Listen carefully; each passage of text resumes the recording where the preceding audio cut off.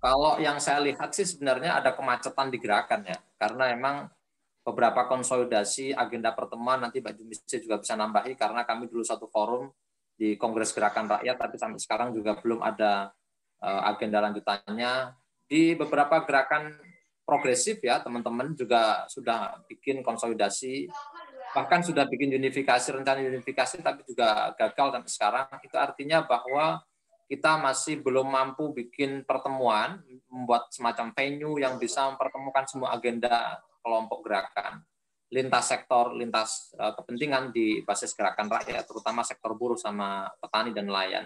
Nah ini yang saya kira yang poin pertama mesti kita bikin ya. Ada semacam kesamaan pandangan melihat kekuasaan oligarki hari ini gitu.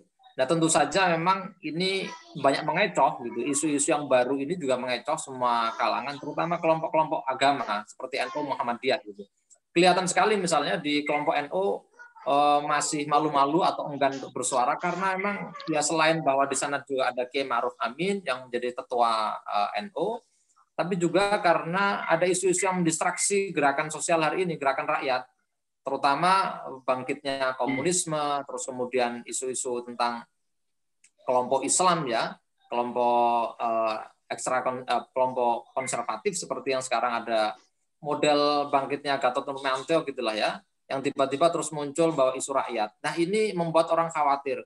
Kalau kita sekarang mau mengkritik pemerintah, seolah-olah dianggap kita bagian dari kelompok mereka. Seolah kita akan bisa dibajak oleh kelompok yang tadi itu kelompok Islam garis keras gitu misalnya, atau hanya orang-orang yang sedang sakit hati dan pemerintahan Jokowi. Nah ini yang mendistraksi gerakan itu menjadi meluas, nggak hanya di kalangan buruh, petani atau mahasiswa. Padahal kita sebenarnya menurut saya kita punya momentum di tengah COVID hari ini. Memang kekuatan polisi seperti kata Bang Usman tadi memang sangat hegemonik. Saya dapat kabar misalnya kawan-kawan di Bandung kemarin saja jalan kaki jadi itu diserang gitu.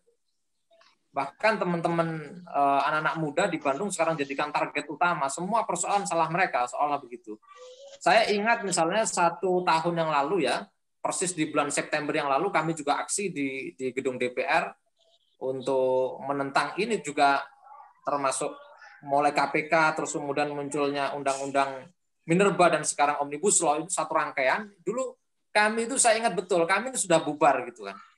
Kita bubar, jalan kaki mau pulang jam 5 sore itu kami diserang. Jadi tapi berita di mana-mana seolah kami bentrokan, enggak, kami diserang gitu.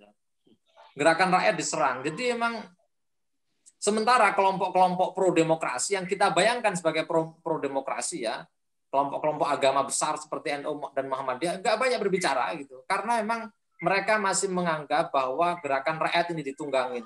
Gerakan buruh, gerakannya Mbak Jumise yang juga membela LGBT, membela hak-hak perempuan di satu sisi. Tapi bagi mereka dibayangkan jangan-jangan Jumise ini juga ditunggangi sama kelompoknya Gatot gitu. Kelompok Islam garis keras ini kan nggak masuk akal, dan ini berkecambah, bermunculan dalam diskursus kita hari ini, terutama dalam percakapan publik ya. Ini liar sekali. Itu menurut saya Mas. Jadi dua hal ini kalau bisa kita selesaikan ya. Pertama konsolidasi di gerakan massa, terutama gerakan kalangan progresif ini, nggak ricuh sendiri. Kita sudah punya momentum penting, menurut saya itu sejarah ya, sejarah betul Kongres Gerakan Rakyat. Nanti Mbak Jumisi sama Bung Boeing bisa nambahin. Bang Usman juga hadir waktu itu. Nah itu mestinya kita rumusan-rumusan tadi itu jadi pijakan bersama, jadi bahan ya, jadi bahan untuk gerak bersama hari ini. Yang kedua merumuskan. Nah gerakan ini kan simpang siur nih Mas Kun. Ini simpang siur, kawan-kawan muda kita juga butuh pegangan, butuh pandangan politik yang jelas. Soal ini sajalah, ini mohon maaf ya, perlu saya singgung juga, meskipun agak sensitif gitu ya. Debat soal berjuang di dalam dan berjuang di luar, menurut saya ini insignifikan. Ini diskusi yang nggak layak dilanjutkan. Gitu. Saya setuju dengan Bang Usman tadi di awal. Gitu. Saya tahun 2014 juga ikut mendukung Jokowi, faktanya begitu. Gitu. Bahkan ikut bikin kampanye di mana-mana. Saya terlibat betul aktif di daerah waktu itu. Namun saya setuju bahwa di tahun 2014 kita mendorong Jokowi jangan sampai ada pelanggar HAM yang naik. Ya faktanya Jokowi bukan pelanggar HAM. Tapi kalau Jokowi bukan dari kalangan elit, ntar dulu gitu kan.